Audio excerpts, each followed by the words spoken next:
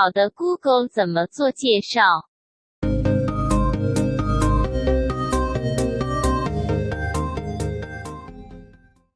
Hey everybody, and today we're going to be looking at The Wind Road, an ARPG real-time combat game constructing martial arts world based on the ancient Silk Road under the backgrounds of a fictional era. Now, upon first look of this game, it looks like a fantastic game, and even one IGN writer actually said that this looked to be like the Chinese version of The Witcher.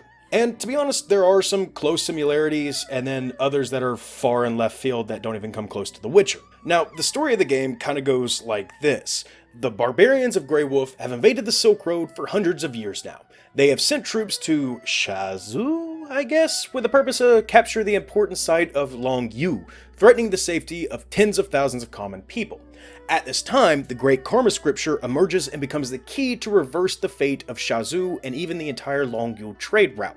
The barbarians are strictly preventing the monks from sending the scripture to the imperial court, with all the forces in Zhongyu who covet the scripture's secrets also go into action.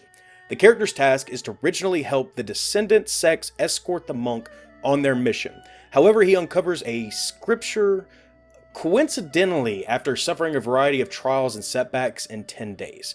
Now, I'm getting this from the About This Game section because you're not going to get that type of information looking or playing at the game, because this game is a Chinese-made one, so I'm guessing it's Mandarin, but it was localized through a third-party source, and they did not localize everything, and they didn't localize it well. We're talking about there's stuff that may not really add up when reading, and a lot of the text kind of falls out of the lines of text boxes and sometimes even off the screen.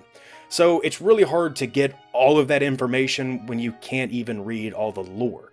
But luckily you can still kind of understand what's going on just by playing through the game and picking up on a few key things. And to be honest, I really like the story. The story is what really kind of drew me in, and I wanted to know what was going on and what was happening and kind of what was the fate of the main character, because he was a really well-developed, well, I say well-developed, he just had some serious shit going on. But again, I don't really know, but something was drawing me in, wanted me to continue to play this game, and there's a good bit of game to it. It's 13 and a half hours, and that's playing on the beginner level because it states that you should probably start on the beginner level, and to be honest, I kind of mirror that exact statement. Definitely start on the beginner. You can continue on a New Game Plus on normal, which will have all of your health, all of everything moved on to the next game, because you really don't start off with a lot, and you will extremely struggle in the first portions of the game if you go on and just go straight to normal. But enough about the story. This is an action RPG, so let's talk about the combat. Now, the combat in this game is chaotic. In all honesty, there's so many different mechanics in this fighting that it becomes really overwhelming, and to be honest, seems like too much that's put into it. So, like a normal RPG, you have your health, stamina, Q, which is for your special attack, so we can kind of think of it like your mana, but then you have your dodge, roll, block. And then there's your insight, which is a very interesting mechanic where it's kind of like your parry system. So if you block at the right time, you can use, E, Q, R, or F to kind of set up a very powerful rebuttal to the attack that came at you, and it's a really nice little action type looking sequence that's nice to the game. But then let's get into a little bit more of the crazy things. You have, for one thing, swordplay. So your normal swordplay with 4 to 6 different types of styles that you can switch between on the fly with 1, 2, 3, or 4. Then you also have fist and palm, which is your hand-to-hand combat that you can choose to use, where you have your normal palm blaster, which is your first initial fist and palm combat. Then you have Wing Chun and drunken boxing, which is basically your drunken master style fights. Not too difficult yet, but then there's responses, where basically you start to attack a certain enemy and the enemy responds to that specific attack, and you may have to change things up because it's starting to learn from your situation. Then you have inner Q responses, where your inner Q that you have selected may conflict with your enemies. So they're able to block it or resist a lot of your damage due to that. So you're going to have to switch your inner Q. But hey, let's talk about inner queue methods and meridians. So there's 6 different types of inner queue medians that basically have 6 different ways of playing the game. They all have different debuffs and buffs. You got to choose what you want to play. Go ahead and look at them. Good luck. Was it enough for you? Okay, well we got hidden weapons like throwing knives and darts. We can also do weapon reviving, sharpening, poisoning, and frosting. You also have different types of equipment that will help you with your bonuses. Then you also have endurance, which will interrupt any type of injury. You have meditation, which will help you heal. You have a drunken system, which will increase combat strength. On top of that, you have crafting, your standard crafting, which you can actually pause in between or even during fights, to be honest, and grab up healing items if you need them. On top of that, you also have debuffs, Poisoned, Shinshru Broken, Insight, Break, Reverse Sword Repose, and the wonderful one of them all, Internal Injuries. Enemies with strong inner Q can deal internal injuries to the player, dividing into yin, yang, and severe injury. It is necessary to treat injuries or take medicine according to different injuries.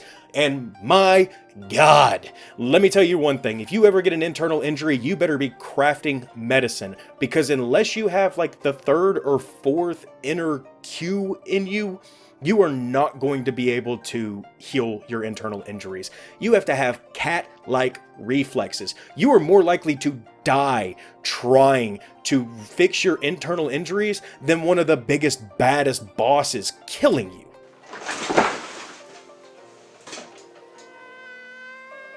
The circle moves so quick that you really can't hit it, and if you miss the actual mark where you have to, you only get 2 tries, and then you're dead, and then you have to reload and retry again. I don't understand why this was put into the game and why it was made so difficult.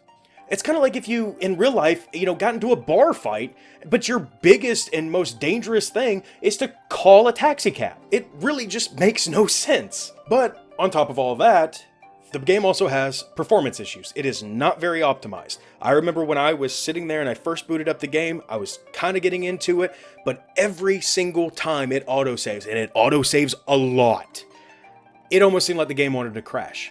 It was nerve-wracking watching that autosave come up and freeze the entire game for a good, 5 to 10 seconds. Oh, thank God. But luckily they did fix that. Now it does it to the inventory system, and you open that just as much as it autosaves. But luckily it does seem like they are fixing these things over time, and towards the end of me playing the first playthrough, it seems to be a lot smoother, which is a good thing. So for $25, could I recommend this game? To be honest, it's a hit or miss. This game is kind of fun. It does have its merits, but due to a lot of the issues of the game of not being optimized and localization not being the best, it's really going to be one of those games that you're going to have to look at and just kind of make up your own mind. I find it fun.